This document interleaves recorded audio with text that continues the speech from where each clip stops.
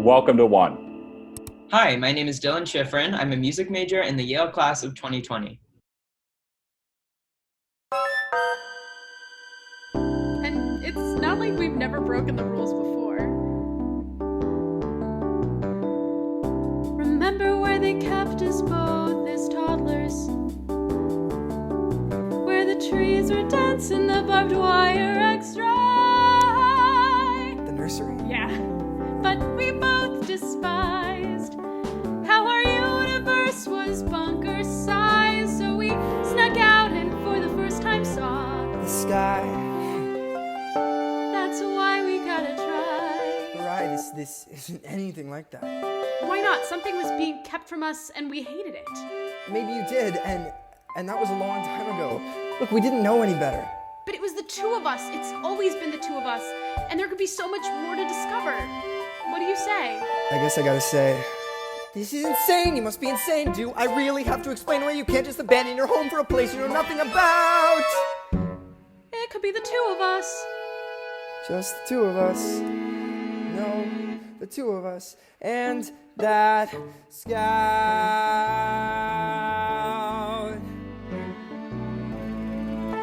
Can he be trusted? Are you sure he can be trusted?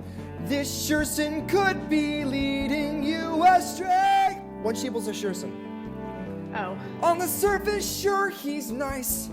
But below there could be loads of vice. I mean, he hasn't even heard of Y2K. You should stay away. You invited her here? She's like no one I've ever met, Cody. She's brilliant. She's talented.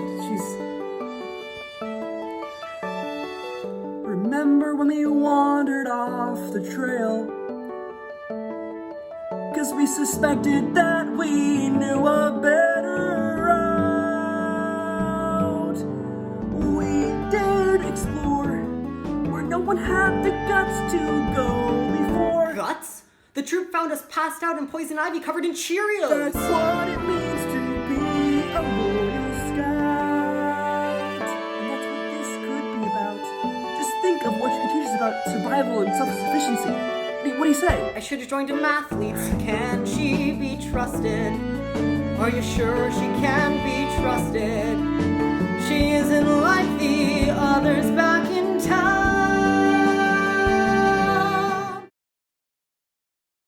All right, Dylan, we just saw a clip from your recent musical. Could you please tell us a bit more about what we saw and what the musical is about?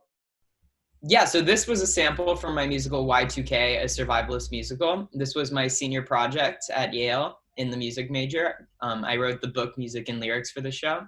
And the show is about a colony of doomsday preppers who fled society at the time of Y2K and have been living in isolation for 20 years without ever hearing that Y2K didn't happen. So I started writing this actually about the end of sophomore year. I started writing with a collaborator, and we really did a lot of the conceptual work for the show.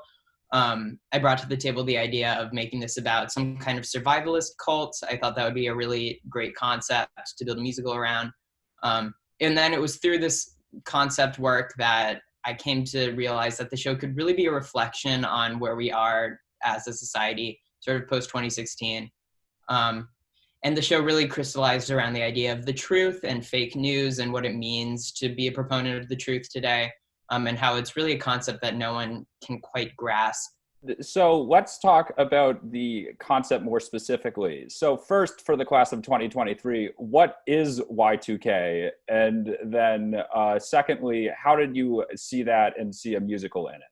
Y2K was this crisis back at the turn of the millennium where basically computers were running out of hardware space to store the change from 1999 to 2000. I actually ended up interviewing John Koskinen, who was the head of Clinton's advisory committee to address what to do about Y2K.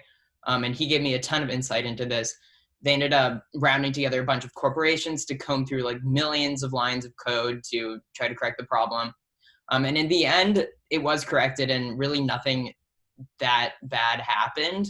The misconception is it was a hoax, which it really wasn't. It could have been an international crisis, but luckily people were able to sort of stop the problem before it really became too much of an issue.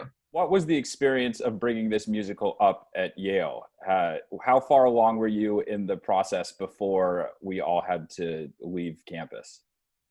So we were almost ready to have it staged. The production would have been April 2nd through 4th. The cast was rehearsed. They knew all the music. We actually started back in September because we had a reading in December as my senior thesis. So it was a bit of a scramble, but we were, operating under the assumption that we would have come back from spring break and had 2 weeks to pull this together.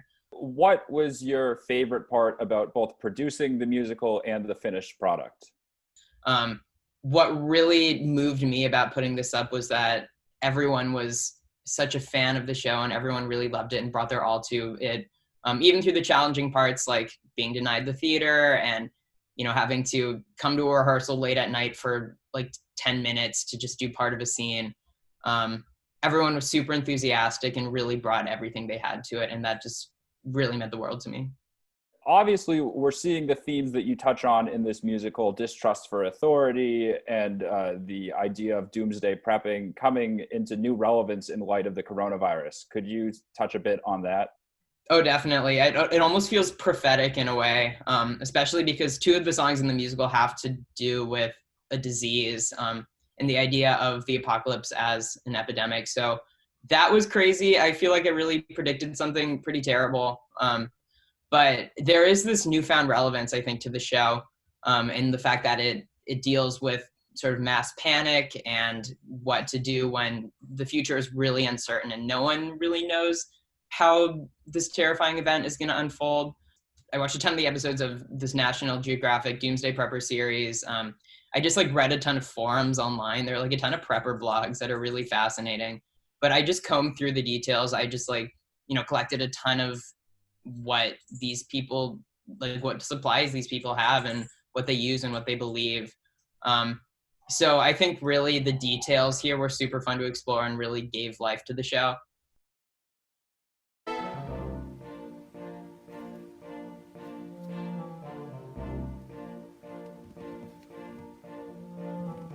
I spent years in a hell called public school.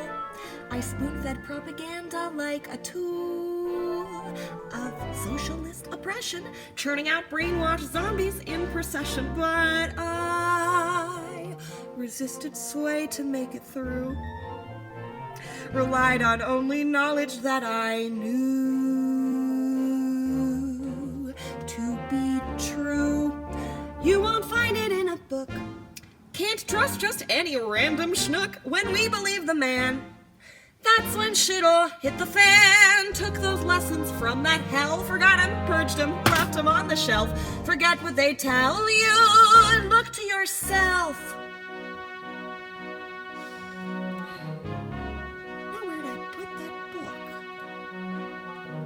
I spent years in a hell called urgent care, tending to the ill while well aware that our hospitals won't come clean about destroying our kids with each vaccine.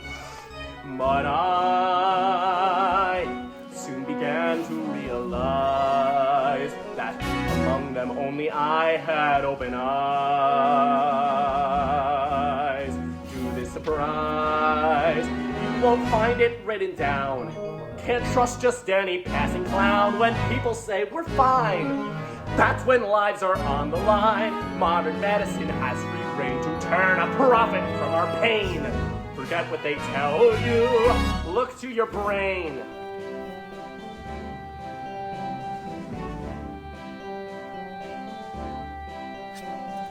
I spent years in a hell called urgent care. On TV.